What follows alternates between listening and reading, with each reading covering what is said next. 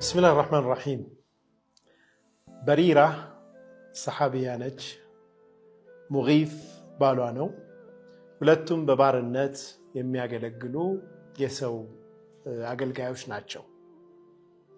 ሙካተባ ይባላል። የተወሰነ ገንዘብ አንድ ባሪያ ከከፈለ ራሱን ነፃ ማውጣት የሚችልበት አይነት ስርዓት ማለት ነው። እስልምና ባርነትን በጣም በሚገርሙ መንገዶች ከማህበረሰቡ እንዲወጣ አድርጓል። ከነዛ ውስጥ አንዱ ሙካተባ የሚባለው ስርዓት ነው። ይህ ድሮም የነበረ አንድ ሰው ከባርነት ራሱን ነፃ ለማውጣት የሚገባው ኮሚትመንት ነው። ያን ኮሚትመንት ከፈጸመ በኋላ ነፃ ይወጣል። ከባርነት ነፃ ለማውጣት እስልምና የተጠቀማቸው በርካታ መንገዶች ውስጥ አንዱ ሰዎች አንድ ጥፋት በሚያጠፉበት ጊዜ የዒባዳ አይነት ከፋራ በሚኖርበት ጊዜ በከፋራ መንገድም ይህን አይነት አውጡ እየተባለ ነፃ የማውጣት ስርዓትም አለ። እንደዚሁ ባሪያን ነፃ ማለትም በጣም ትልቅ ክብር ያለው አላህ ሱብሓነሁ ወተዓላ ዘንድ በጣም ብዙ አጅር የሚያስገኝ መልካም ስራ ነው። አላ ኩሊ ሓል በሪራ በባርነት ከምትኖርበት ዓለም ወጥታ የራሷን ነፃነት ማግኘት ቻለች። በሙካተባ የገባችውን ኮሚትመንት በመፈጸም ነፃ ሆነች። በባርነት ዘመኗ ባሏ የሆነውና የልጆቹ አባት የሆነው ሙጊት ከሱ ጋር መቀጠል ፈቃደኛ አልሆነችም። መጀመሪያ ያደረገችው ነገር ከሱ ጋር መለያየት ነበር። ምክንያቱም አሁን እሷ ነፃ ሰው ነች፣ እሱ ደግሞ በባርነት ነው ያለው። ስለዚህ ከሱ ጋር አልኖርም ትልና ከሙጊት ትርቃለች። ሙጊት በጣም ይወዳት ነበር። በመዲና መንገዶች እየዞረ ይለምናት ነበር። እባክሽን ጥለሽኛ ትጂ ይላት ነበር።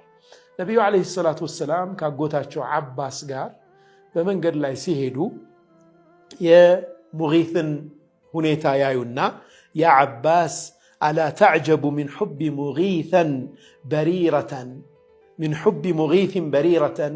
በሪራን ምን ያክል እንደሚወዳት ሙጊትን ስታይ አይገርምህም እንዲያሉ ነቢያችን ሰለላሁ ዐለይሂ ወሰለም። ወሚን ቡግዚ በሪረቲ ሙጊተን በሪራ ደግሞ ሙጊትን የምትጠላው ነገር አይገርምህም ወይ? አትደነቅም ወይ?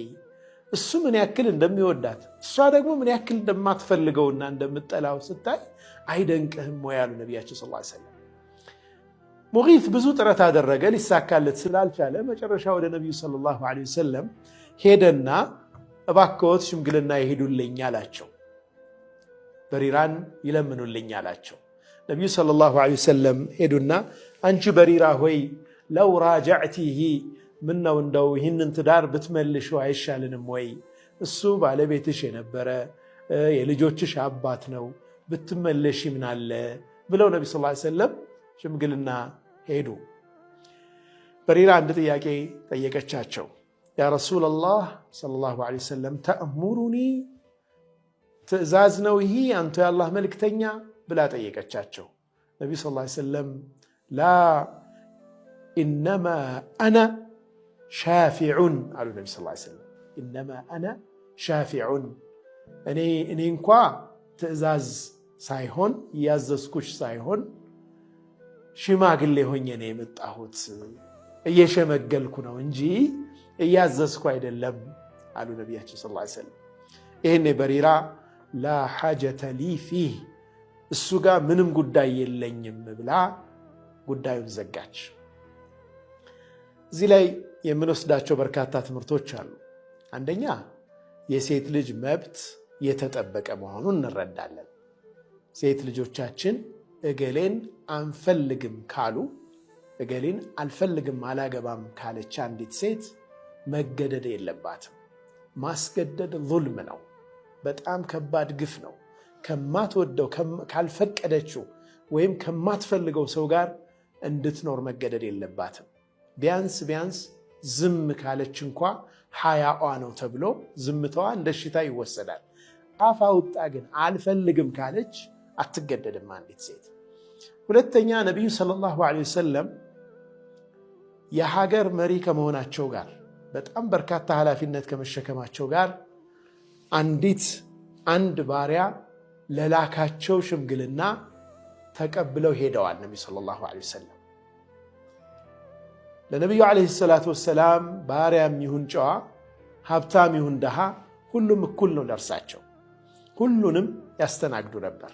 ይህ ባህሪ እኛ ጋር አለ ወይ? ራሳችንን መገምገም ያስፈልጋል። ሶስተኛ ሽምግልናን ኖ መባል ነውር አይደለም።